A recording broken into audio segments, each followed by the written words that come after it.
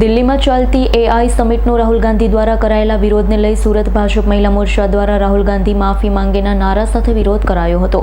દિલ્હી ખાતે આયોજિત AI સમિટમાં youth Congress અને રાહુલ ગાંધી દ્વારા દેશને હાસ્યાસ્પદ કહી પોતાના દેશ વિરોધી માનસિકતા ફરી એકવાર સાબિત કરી હોય, જેને લઈ સુરતમાં ભાજપ મહિલા મોરચા દ્વારા ધરણા યોજી વિરોધ પ્રદર્શન કરાયો। ભાજપ મહિલા મોરચા દ્વારા અઠવા લાઇન્સ ખાતે કોંગ્રેસ સામે વિરોધ કરવાની સાથે રાહુલ ગાંધી માફી માંગેના નારા લગાવ્યા। ભાજપ કાર્યકર્તાઓમાં રાહુલ ગાંધી સામે રોષ જોવા મળ્યો। સુરત મહાનગર ભારતીય જનતા પાર્ટી સુરત મહાનગર દ્વારા આજે મહિલા મોરચા દ્વારા એઆઈ સમિટની અંદર રાહુલ ગાંધીએ જે વિરોધ કર્યો હતો એના માટે આજે અમે એમને પણ વિરોધ પ્રદર્શન કરી રહ્યા છે। ભારત એઆઈ ક્રાંતિનું મજબૂત નેતૃત્વ કરી રહ્યું છે।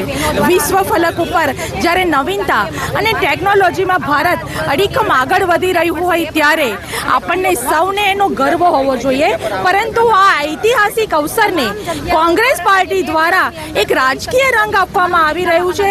આ ઘટના ખૂબ જ ઘૃણાસ્પદ ઘટના છે।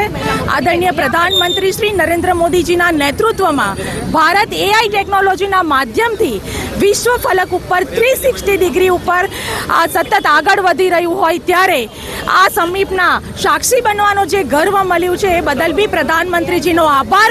અને राहुल जी, मुझे आपसे कहना है कि टेक्नोलॉजी के माध्यम में एक बार आप उस समिट में देखा होगा तो आपको पता होगा कि ये विश्व फलक जब उसको आवकार रही है तो ये राजकीय रंग क्यों?